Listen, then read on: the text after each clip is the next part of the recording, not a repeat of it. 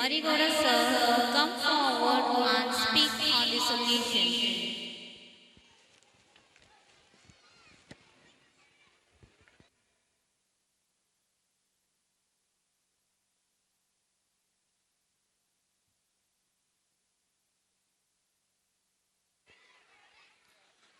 ವೇದಿಕೆ ಮೇಲೆ ಆಸೀನರಾಗಿರ್ತಕ್ಕಂಥ ಎಲ್ಲ ಗಣ್ಯರಿಗೂ ಕೂಡ ನನ್ನ ಹೃತ್ಪೂರ್ವಕವಾದ ಅಭಿನಂದನೆಗಳನ್ನು ಸಲ್ಲಿಸಿದ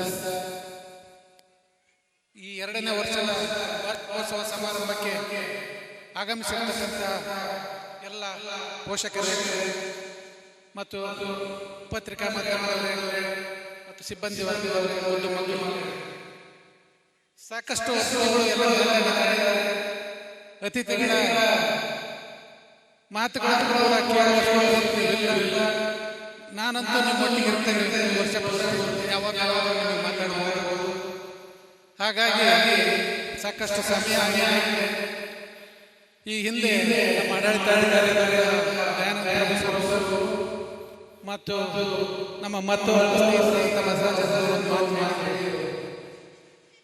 ಸುಮಾರು 16 ವರ್ಷಗಳ ಕೆಳಗೆ CBSE ಶಾಲೆಯನ್ನು ಕೂಡ ಪ್ರಾರಂಭ ಮಾಡಿದಂತಹ ಇವತ್ತಿನ ದಿವಸ ICSE ಸ್ಕೂಲನ್ನು ಪ್ರಾರಂಭ ಮಾಡಿದ್ದಾರೆ. ಉತ್ತಮವಾದ ಶಿಕ್ಷಣವನ್ನು ಕೊಡ್ತಾರೆ ಅಂತ ಹೇಳಿದ್ದಾರೆ. ಅದೇ ರೀತಿಯಾಗಿ ಎಲ್ಲರೂ ಕೂಡ ನಮ್ಮಲ್ಲಿ ಭರವಸೆಯನ್ನು ಇಟ್ಟು ನಮ್ಮ ಶಾಲೆಗೆ ದಾಖಲಾತಿಯನ್ನು ಹೊಂದಿದ್ದೇವೆ. ಇದನ್ನು ನಾನು ಮಾಡಿದಂತ ಒಂದು ಜಸ್ಟ್ ಉದಾಹರಣೆ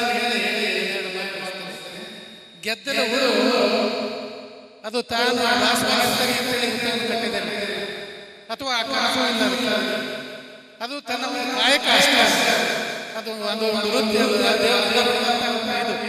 ಅದೇ ರೀತಿಯಾಗಿ ನಾನು ಸಂಸ್ಥೆಯನ್ನು ಕಟ್ಟಲಿಕ್ಕೆ ನಾನಲ್ಲ, ಈ ತಾಲೂಕಿನ ಗ್ರಾಮೀಣ ಪ್ರದೇಶದ ಒಂದು ಮಕ್ಕಳ ಒಂದು ಜ್ಞಾನದ ಹಸಿವಿನ ಕೂಗು ಆ ಭಗವಂತನಿಗೆಲ್ಲ ಮುಟ್ಟಿ ನನ್ನ ಮುಖಾಂತರ ಇದನ್ನ ಒಂದು ಶಿಕ್ಷಣ ಕೊಡುವಂಥ ಒಂದು ವ್ಯವಸ್ಥೆಯನ್ನು ಕಲ್ಪಿಸಿಕೊಡುತ್ತೆ.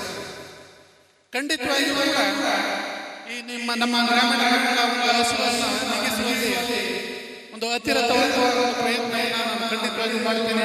ಅದಕ್ಕೆ ಪೂರಕವಾಗಿ ನಮ್ಮ ಸಹಕಾರ ಮಾತ್ರ ಅತ್ಯಗತ್ಯವಾಗಿರ್ತದೆ.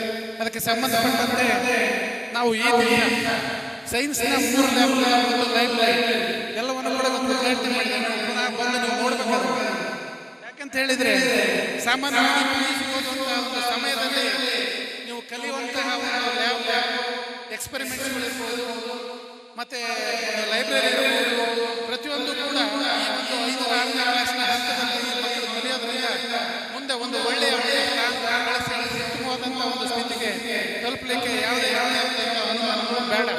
ಅದಕ್ಕೆ ಸಂಬಂಧಪಟ್ಟಂತಹ ನಾವು ಸಿಬ್ಬಂದಿ ವರ್ಗವನ್ನು ಇಲ್ಲ